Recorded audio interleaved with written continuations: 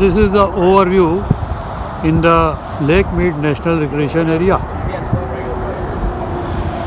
Further ahead is Hoover Dam. This road leads to the Hoover Dam, which was the biggest when constructed, equivalent to a 60-storied building, and the size of a football field doubled.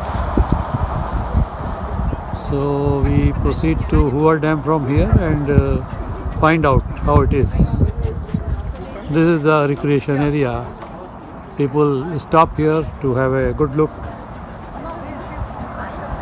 and this board is there which says Lake Mead National Recreation Area. I will still the camera for a few seconds for you to be able to read it. Otherwise also you can stop the video here and read it in full.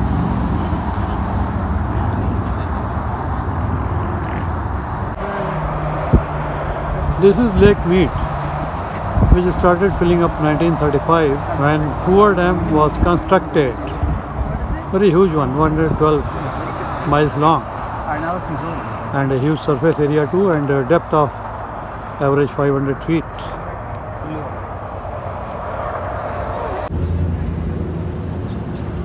You have Lake Mead in front of you. This is the Lake Mead, and turning the camera to the left, there is Hoover Dam, that one. We are going there to show you closely how it looks. Meanwhile, have a close look of the Lake Mead, formed by building of the Hoover Dam. So this is Lake Mead. Far you can see boats are there, facilities of boating and water sports are there in this Lake Mead, and Hoover Dam is here. We are just reaching there.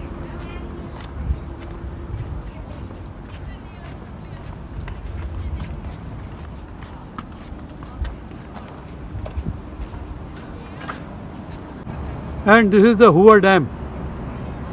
This is the Hoover Dam, friends. Showing you from close quarters, Hoover Dam. This is the Hoover Dam. Down below also you can see the depth. We are walking on the Hoover Dam just now. Lot of people come here. It is a hot tourist destination in southern part, and it has boundary with Arizona. So Nevada and Arizona meet here.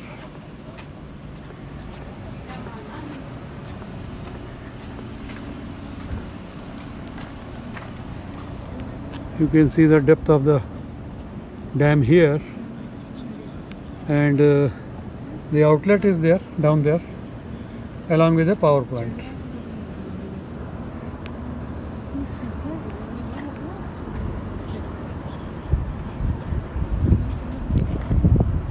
And to cross this, there is a bridge. This is the bridge, road bridge, 4-lane bridge. Upside you can see it, 4-lane road bridge to cross the channel below, downstream channel of the Hoover Dam. And this is your Hoover Dam.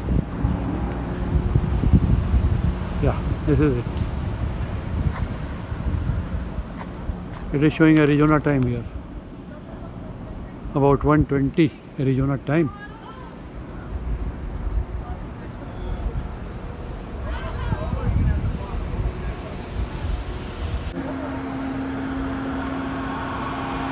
See this very interesting phenomenon, friends. Previously we showed you the Arizona time, which was somewhere around 2:20. Now this is Nevada time, and it is 1:30. So this dam forms the boundary of the Nevada and the Arizona states, and the time differential is around 1 hour. This is how the time operates here. 1 hour time difference between Nevada and Arizona. You can see this in the clock here. Right in front of you, 1 hour time difference, Nevada and Arizona. Here we are on a tour inside the Hoover Dam. We'll show you what all is there.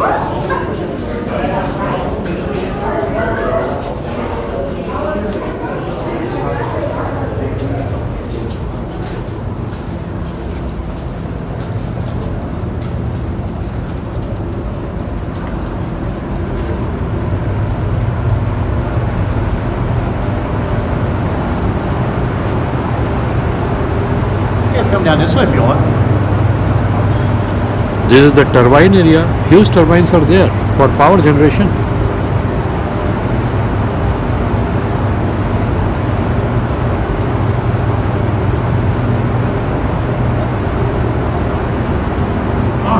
On behalf of the Bureau of Reclamation, welcome to the Nevada side of our power plant.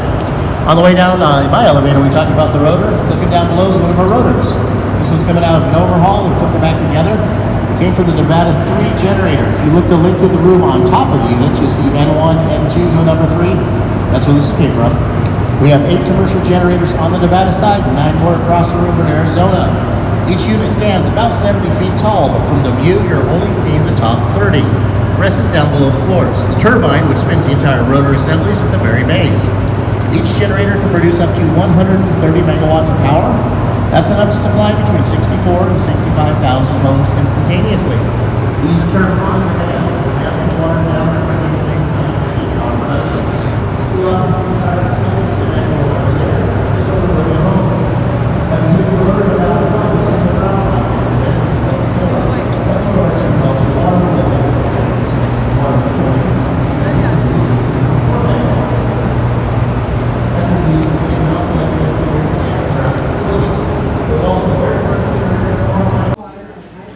This is inside the Hoover Gallery, Hoover to home, getting power to where it's needed.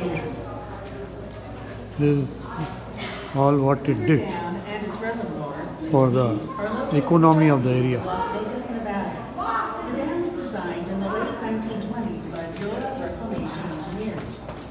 They selected the desolate site of Black Canyon between Arizona and Nevada and the lower Colorado River.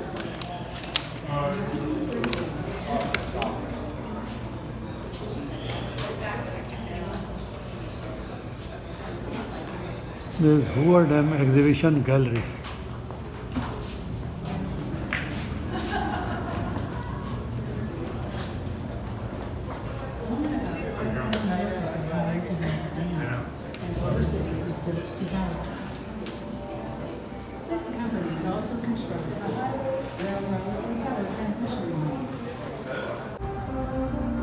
From here, you get a spectacular panoramic view of Lake Mead, the dam, the Colorado River, and the bypass bridge.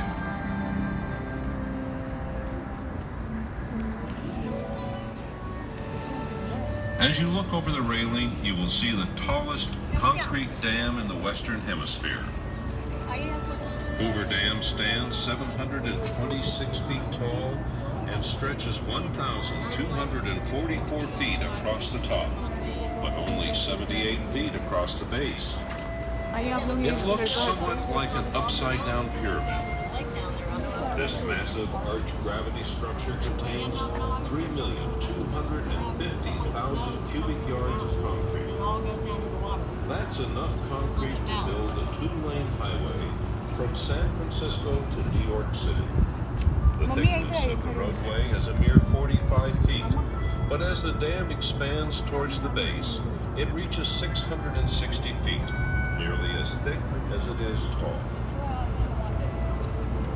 She weighs in at a petite 6.6 million tons. This is the Hoover Dam lookout. Gift and refreshment shops are also there, and we'll turn the camera to show you the lookout, how it looks from here. That is the Hoover Dam. That semicircular one is the Hoover Dam. Over there, this is the Hoover Dam, and on the right side is Lake Mead. Lake Mead is at quite a lower level as compared to the dam, so won't be visible from here. We have already shown you that. So right side here, going here is the Lake Mead, and turning to left like this is your Hoover Dam. There are about 17 or so turbines which generate power to here. Besides irrigation, it provides power also. A national landmark, I would say, built by President Herbert Hoover in 1935 and named after him. Returning from the Hoover Dam, we got this Lake Mead overlook. Just see what wonderful things it shows us. These are the jetties, and water sports facilities are there. A lot of yachts are there, boats are there. People are doing water skiing, surfing, and what not. So this is an overview from here, overlook from here. Lake Mead overlook, near to the Hoover Dam. Bringing it to you live on Shekhar TravelPlus Vlogs, my YouTube channel, which is giving you live coverage of US trip just now. Please hook on to the channel, subscribe, press bell button, watch videos, like, comment, share, and by super thanks. Thank you. Continue with the journey.